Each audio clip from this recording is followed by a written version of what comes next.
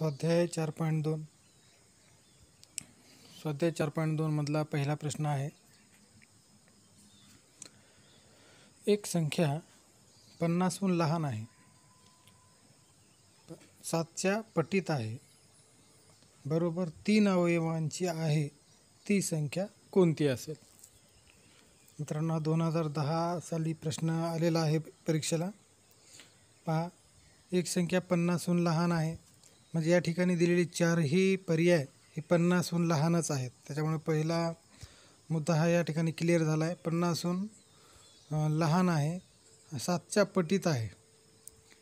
7 दूनी 14, 7 42, 7 7 49 आणि 7 5 35. म्हणजे या ठिकाणी चारही पर्याय हे 7च्या पटीतच आहेत. चारपैकी कोणतेही उत्तर येऊ शकते.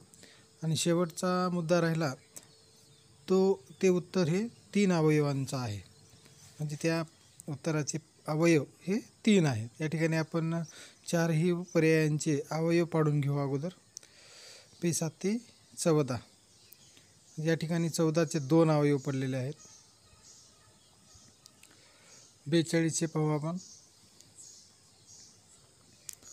2 गुणिले 21, 21चे अवयव पुन्हा पडतात. 2 गुणिले 3 गुणिले 7, 7 त्रिक 21, 21 दुनी 42. यापुढे अवयव पडत नाहीत, म्हणजे 42चे 3 अवयव आहेत.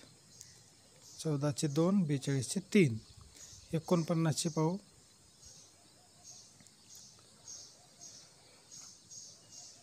7 गुणिले 7, 7 7 49, म्हणजे 49चे सुद्धा 2च अवयव पडतात, मूळ अवयव. आणि 35चे 5 7 35, 35चे सुद्धा 2च अवयव पडतात. म्हणजे प्रश्न आहे आपला की त्या संख्येचे अवयव हे 3 पडतात, म्हणजे 42चे 3 अवयव या ठिकाणी पडत आहेत. म्हणजे पर्याय क्रमांक बी हे उत्तर बरोबर आहे. दुसरा प्रश्न आहे, 37 या संख्येचा सर्वात लहान विभाजक कोणता? 37 या संख्येचा सर्वात लहान विभाजक कोणता? या ठिकाणी प्रथम आपण 37चे विभाजक किती आहेत आणि कोणते आहेत पाहून घेऊ. 37 ही मूळ संख्या असल्यामुळे 37चे 2च विभाजक पडतील, 1 आणि तीच संख्या, 1 आणि 37. म्हणजे या ठिकाणी सर्वात लहान विभाजक हा 1 आहे, म्हणजे पर्याय क्रमांक ए हे उत्तर बरोबर आहे. प्रश्न तिसरा.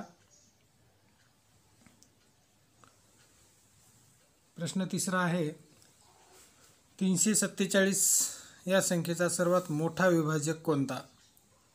347 या संख्येचा सर्वात मोठा विभाजक कोणता आहे? विद्यार्थी मित्रांनो, आपल्याला माहीतच आहे की कोणत्याही संख्येचा सर्वात मोठा विभाजक हा तीच संख्या असते. जसं आपण वरच्या उदाहरणात पाहिलं, 37चा मोठा 37च आला, तसं 347चा सुद्धा मोठा विभाजक ही तीच संख्या 347च, त्याच्यापेक्षा मोठा विभाजक नसतो. म्हणजे या ठिकाणी पर्याय क्रमांक डी हे उत्तर बरोबर आहे. 347 हा सर्वात मोठा विभाजक आहे. समोरचा प्रश्न, 1300 ही संख्या 2 संख्यांच्या गुणाकाराच्या स्वरूपात लिहा, मात्र या दोन्ही संख्यापैकी एका संख्येचे आणखी अवयव पाडू नयेत. म्हणजे एका संख्येचे अवयव पडले पाहिजे, एका संख्येचे दुसरे जास्तीचे अवयव पडले नाही पाहिजे. या ठिकाणी पाहू आपण. 1300 ही संख्या 2 संख्येच्या गुणाकाराच्या स्वरूपात लिहायची. या ठिकाणी चारही पर्याय आपल्याला गुणाकाराच्या स्वरूपात दिलेले आहेत. चारपैकी एक उत्तर असणार आहे. आणि त्यापैकी एका संख्येचे अवयव पडले पाहिजे आणि एका संख्येचे अवयव पडू नये ही अट आहे. या ठिकाणी पहिला पर्याय पाहू आपण. 52 आणि 25 यांचा जर गुणाकार केला तर 1300 येतोच. तरी पण आपण हा गुणाकार करून पाहू. 52 गुणिले 25, 25 दोन्ही 50ला 0 ह्याच्याले 5, 25 5 सव्वाशे 5, 130. म्हणजे या ठिकाणी गुणाकार बरोबर आलेला आहे. पण ह्या दोन्ही संख्यांचे अवयव पडतात की नाही हे पण आपल्याला या ठिकाणी पाहावं लागेल, कारण प्रश्न सांगत आहे की एका संख्येचे अवयव पडू नयेत. या ठिकाणी 25चे अवयव पडलेले आहेत, 5 5 25, 2 अवयव, आणि 52चे सुद्धा या ठिकाणी अवयव पडतात. म्हणजे पर्याय क्रमांक ए हे उत्तर येणार नाही. बी पर्याय चेक करू आपण. 26 गुणिले 50 या 2 संख्यांचा गुणाकार आहे. शून्यने भाग गुणा अगोदर 5 6 30ला 0 ह्याच्याली 3 5 2 10 आणि 3 13. या ठिकाणी याही दोन संख्येचा गुणाकार 13शी येत आहे. म्हणजे पहिली अट पूर्ण होत आहे. आणि दुसरी अट आहे की दोन्ही संख्येचे अवयव पडू नयेत. या ठिकाणी आपण 26चे अवयव पाडले, 13 2 26 अवयव पडत आहेत आणि 50चे सुद्धा अवयव पडत आहेत. म्हणजे हे सुद्धा उत्तर आपलं येणार नाही. पर्याय क्रमांक 3 चेक करू. पर्याय क्रमांक 3 आहे गुणाकार स्वरूपातील संख्या आहेत 100 गुणिले 13, 13 0 0 13 0 0 13 1 13. या ठिकाणी दोन संख्यांचा गुणाकार 13शी येत आहे. पण अवयव पडतात की नाही पाहू. 100चे अवयव पडत आहेत, पण 13 ही मूळ संख्या आहे, त्यामुळे 13चे अवयव काही पडत नाहीत. म्हणजे या ठिकाणी हा तिसरा पर्याय आपल्या प्रश्नाला लागू होतो. दोन संख्येचा गुणाकार 13शी आलेला आहे आणि एका संख्येचे अवयव पडत नाहीत. म्हणजे पर्याय क्रमांक सी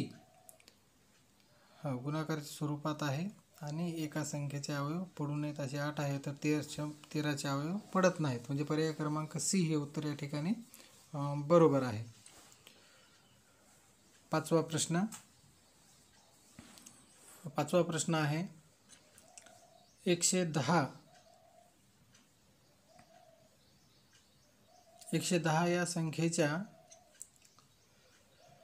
एकूण विभाजकांची संख्या ही त्या संख्येच्या मूळ अवयवांच्या एकूण संख्येपेक्षा कितीने जास्त आहे. तर या ठिकाणी तीन गोष्टी लक्षात ठेवायच्यात.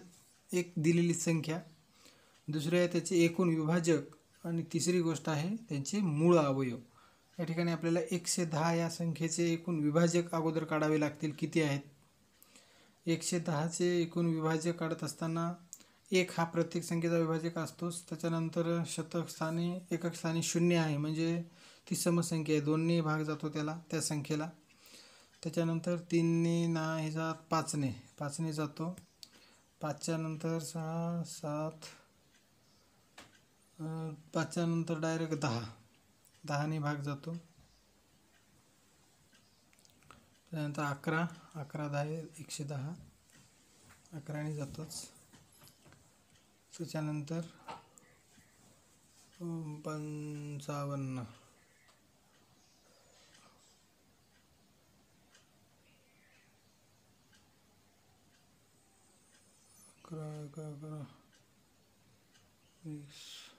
22ने सुद्धा या ठिकाणी 110ला भाग जातो. त्याच्यानंतर 55, त्याच्यानंतर 110. या ठिकाणी 110चे आपण सर्व विभाजक काढलेले आहेत. 110चे सर्व विभाजक 8 आहेत. विभाजकांची संख्या ही 8 आहे. आता 110चे मूळ अवयव पाहू आपण किती येतात ते.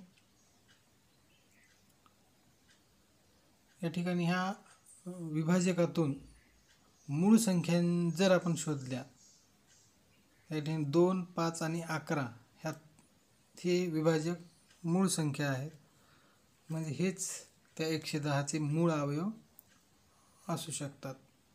11 5 55, 55 2 110. म्हणजे 110 या संख्येचे मूळ अवयव 3 आहेत. मूळ अवयव नेहमी ही मूळ संख्याच असतात, हे लक्षात ठेवा. कितीने जास्त आहेत हे आपल्याला शोधायचे. विभाजकांची संख्या ही अवयवापेक्षा कितीने जास्त आहे. म्हणजे विभाजक आहेत 8 आणि मूळ अवयव आहेत 3. म्हणजे 8मधून 3 गेले, 5 राहिले. म्हणजे मूळ अवयवांची संख्या ही विभाजकांच्या संख्येपेक्षा 5ने जास्त आहे. म्हणजे पर्याय क्रमांक सी हे उत्तर या ठिकाणी बरोबर आहे. पुढचा प्रश्न 6वा 60चे विभाजक आहेत. या ठिकाणी आपल्याला 60चे विभाजक शोधायचे आहेत.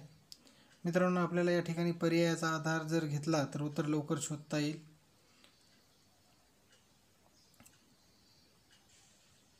तुम्हाला सांगितलेलं होतं की 1 हा प्रत्येक संख्येचा विभाजक असतोच आणि तीच संख्या ही सुद्धा त्या संख्येची विभाजक असते. 60 1 60, 60ने भाग जातो. पहिल्या पर्यायामध्ये एकही विभाजक दिलेला नाही आणि 60 हाही विभाजक दिलेला नाही. सी पर्यायामध्ये सुद्धा हे दोन विभाजक दिलेले नाहीत. डी पर्यायामध्ये सुद्धा हे दोन विभाजक नाहीत. पण बी पर्यायामध्ये मात्र 1 हाही विभाजक आहे आणि 60ही आहे आणि बाकीचेही सर्व विभाजक या ठिकाणी दिलेले आहेत. म्हणजे बी पर्यायामध्ये सर्व विभाजक या ठिकाणी दिलेले आहेत. पर्याय क्रमांक बी हे उत्तर असेल. या ठिकाणी त्याच संख्येचे आपल्याला आता मूळ अवयवसुद्धा पाहायचे आहेत. विद्यार्थ्यांना तुम्हाला मी याची कल्पना दिली होती की प्रत्येक संख्येचे मूळ अवयव हे मूळ संख्याच असतात, हे आपल्याला या ठिकाणी लक्षात ठेवायला सांगितलं होतं. पर्याय क्रमांक ए मध्ये 10 हा अवयव दिलेला, 10 ही संख्या मूळ नाही. पर्याय क्रमांक बी मध्ये 6 हा अवयव दिलेला आहे, 6 ही संख्या मूळ नाही. सी पर्यायामध्ये 4 ही संख्या ह्या मूळ संख्या आहेत आणि त्यांचा गुणाकारसुद्धा 60 येत आहे. म्हणजे सी पर्यायामधील अवयव हे 60चे मूळ अवयव आहेत असे आपल्याला म्हणता येईल. डी पर्यायामध्ये 4 हा अवयव दिलेला आहे पण तो मूळ संख्या नाही, म्हणजे पर्याय क्रमांक सी मधील अवयव हे 60चे मूळ अवयव आहेत असे आपल्याला म्हणता येईल. पुढचा प्रश्न 8वा. दोन मोठ्या माणसांची वये दर्शवणाऱ्या संख्यांचा गुणाकार 770 आहे. त्यांच्या वयांची बेरीज आपल्याला या ठिकाणी शोधायची आहे. मोठी माणसे आहेत, त्यांच्या दोन वयांचा गुणाकार संख्यांच्या दर्शवणाऱ्या संख्या त्यांचा गुणाकार 770 आहे. म्हणजे आपल्याला 770चे अवयव आधी घ्यावे लागतील. या ठिकाणी 77 गुणिले 10 म्हणजे 770 येऊ शकते.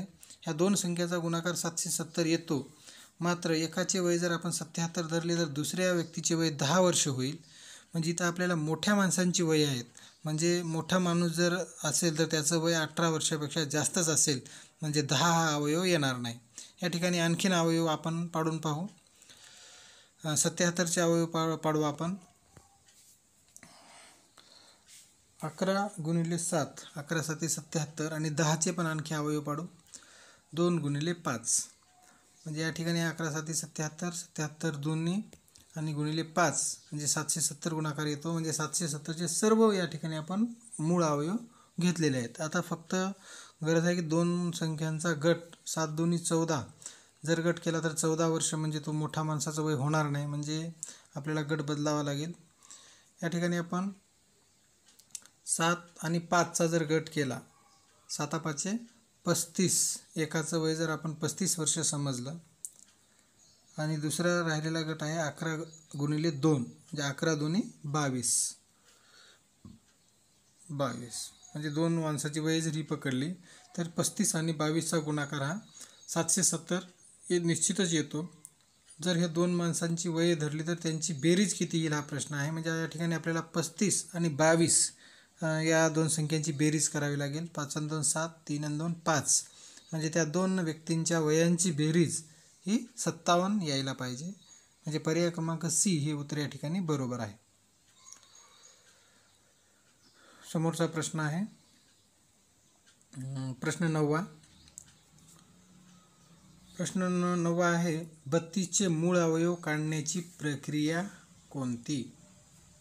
म्हणजे पर्यायामध्ये दिलेल्या अवयवापैकी मूळ अवयवापैकी 32चे योग्य अवयव कोणते आहेत हे या ठिकाणी आपल्याला शोधायचं आहे. विद्यार्थी मित्रांनो, जेही अवयव येतील ते सर्व मूळ संख्या असतील, ही गोष्ट तर आपण लक्षात ठेवलेलीच आहे. या ठिकाणी आपण 32चे अवयव पाडून पाहू की नेमकं 32चे मूळ अवयव हे कोणत्या पद्धतीनं आणि कोणते येतात. परत 4चे अवयव पडतील. 2 गुणिले 2 दोन्ही 4, 2 गुणिले 2 8, 8 2 16, 16 दोन्ही 32, म्हणजे 32चे मूळ अवयव योग्य पद्धतीचे पर्याय क्रमांक ए मधले असतील. पर्याय क्रमांक ए हे उत्तर बरोबर आहे.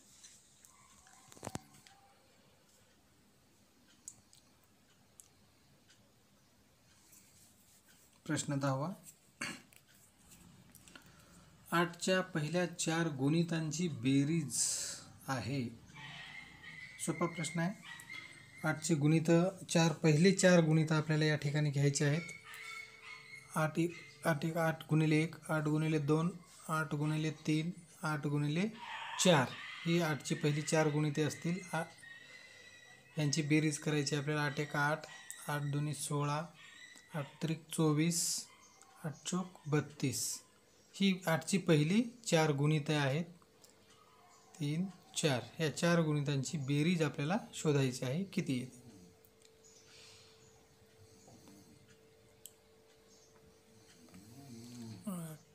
ला 14, 8 19 20, 20ला 0, अच्छा 2 3 4 5 6 7 8 म्हणजे 8च्या पहिल्या 4 गुणितांची बेरीज ही 80 येते. पर्याय क्रमांक बेरीज 80 येते. पर्याय क्रमांक सी हे उत्तर बरोबर आहे. या स्वाध्यायामधला समोरचा प्रश्न 11वा. पहिल्या 100 नैसर्गिक संख्यामध्ये 2 व 7 या दोन्ही संख्यांच्या पटीत असणाऱ्या एकूण संख्या किती आहेत? सोपा प्रश्न आहे मित्रांनो. या ठिकाणी आपल्याला पहिल्या ज्या 100 नैसर्गिक संख्या आहेत त्या संख्यामधील 2 आणि 7च्या पटीतल्या संख्या शोधायच्या आहेत. 2च्या पटीतल्या संख्या सर्व समसंख्या येतील. त्याच्यामुळे 1 ते 100 मध्ये 2च्या पटीत संख्या ह्या खूप असतील. तेव्हा आपण अगोदर 7च्या पटीतल्या संख्या शोधू, म्हणजे आपल्याला उत्तर काढण्यासाठी सोपं जाईल. 7च्या पटीतील संख्या आहेत 7 7 2 14, 7 आणि 7 14, 14 आणि 7 21, 21 आणि 7 28, 28 आणि 7 35, 35 आणि 7 42, 42 आणि 7 49, 49 आणि 7 56, 56 आणि 7 63, 63 आणि 7 70, 70 आणि 7 77, 77 आणि 7 84, 84 आणि 7 11 91, 91 आणि 7 98, 98 आणि 7 हे 100च्या वर जाईल. आपल्याला 100 पर्यंत पाहिजे, म्हणजे 7च्या पटीतील 1 ते 100 मधल्या संख्या ह्या एवढ्या येतील. आता यामध्ये आपल्याला 2 आणि 7च्या पटीतल्या संख्या शोधायच्या आहेत, म्हणजे कॉमनमध्ये. त्यामुळे आपल्याला 7च्या पटीतील संख्यामधील 2च्या पटीत येणाऱ्या संख्या आपण या ठिकाणी शोधू. म्हणजे सर्व समसंख्या ह्या 2च्या पटीतील संख्या असतील. 14, 28, 42, 56, 70, 84 आणि 98 ह्या 2च्या पटीतील संख्या असतील. म्हणजे 2 आणि 7च्या पटीतील 1 ते 100 मधील संख्या ह्या 14, 28, 42, 56, 70, 84, 98 या असतील. 7 2 आणि 7च्या पटीतील 1 ते 100 मधील संख्या ह्या 7 आहेत. म्हणजे पर्याय क्रमांक डी हे उत्तर या ठिकाणी बरोबर आहे. नवोदय प्रवेश परीक्षेसाठी गणित विषयाचे सर्व स्वाध्याय स्पष्टीकरणासहित पाहण्यासाठी चॅनल सबस्क्राईब करा आणि बेल आयकॉनला टच करून सर्वात अगोदर व्हिडिओचे नोटिफिकेशन मिळवा. धन्यवाद.